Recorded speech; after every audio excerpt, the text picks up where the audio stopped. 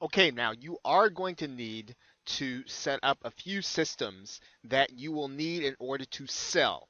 Now, in some cases, when you're selling as an affiliate, the system is already going to be set up for you. However, if you're going to be selling anything other than something as an affiliate, you are going to have to take payment and you are going to have to deliver.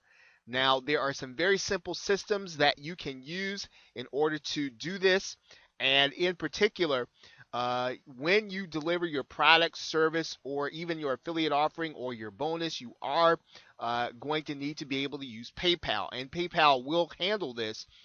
When your buyer makes payment, PayPal will give you a link to your button. And what you're going to do is you are going to need to edit your button in order to do this. I am going to show you how to do that right now.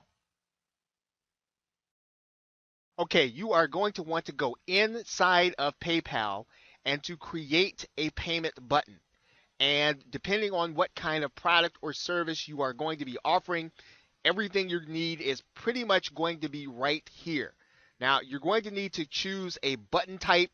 For the most part, you are going to want to click the Buy Now button. Remember, because we're doing an instant cash method, you want to be able to deliver on your product right now so that the buyer will pay you and then you will be able to complete the transaction pretty much at one appearance of your buyer. So we're going to put the product name in here, and we can put whatever our product or service is going to be in here, and we can say this is going to be articles. And you can give your product an ID here. We're going to give it, say, article 001. We're going to charge a price of $9.97. Okay, I would suggest that you not use a drop-down menu or a drop-down menu. So none of these things really need to be customized in and of themselves. If you're not shipping, you're not going to use shipping. You're not going to use a tax rate. Okay, so now one of the things that you're going to want to do here is you are going to want to consider using your primary email address. And then the next stage that you're going to go through is you are going to want to go to the customize advanced features. Now, when you customize your advanced features, when you deliver, you're not going to want to change quantities, unless that applies to the product you're offering. Okay, you don't want your customer to send you special instructions. You will not need a shipping address. Now, here's the key field that you're going to want to fill out. If they cancel their checkout, you're going to want to send them back to the page where they buy. When they finish their checkout, you want to deliver the product or service to them. So this is where you're going to take them to either a page where you have your product secured to be downloaded, if that's going to be Mediafire, if that's going to be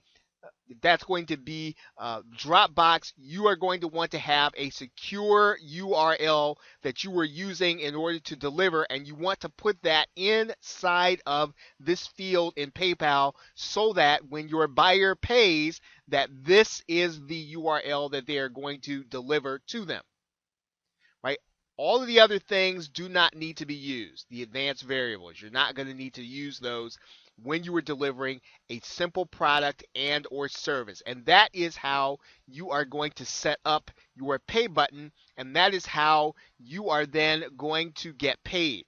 We're going to click create a button here, and you're going to see this information that is going to be part of your that you're going to want to either put on your website. Now, what I would suggest that you do is to get the email button and to take this URL and to copy it down someplace, because you are going to use it and you're actually going to link to this from the pay button that you put on your website.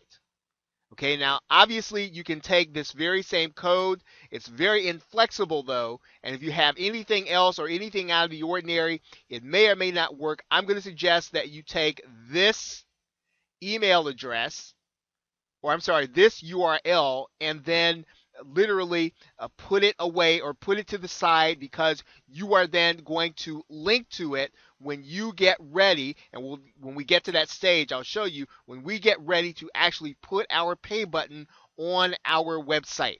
Use a graphical pay button. Okay, so that is pretty much it in terms of setting up your pay button.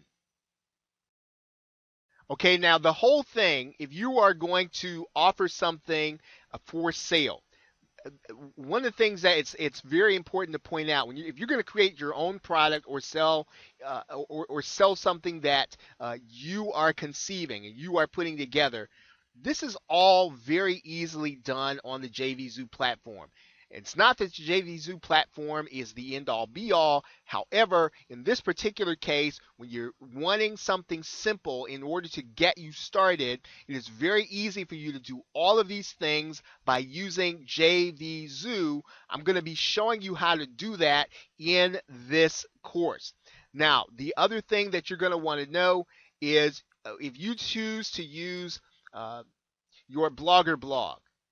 Okay, if you choose to use your Blogger blog, you are going to want to keep your whole page very simple. As a matter of fact, I suggest that you eliminate all of the distractions on your sidebar. Let me show you what I mean when I say that. Okay, when we create our page, this is here. And when we have a page and we're going to bring people to some of these pages, we don't want this here. We want to eliminate any unnecessary distractions from the buyer when they come here, so that all they see is the content, or all they see is the pay button, or the pay button and your content. So we're going to go inside of Blogspot or Blogger right now and eliminate this box. Okay, so here's your sidebar. We're going to go inside of here.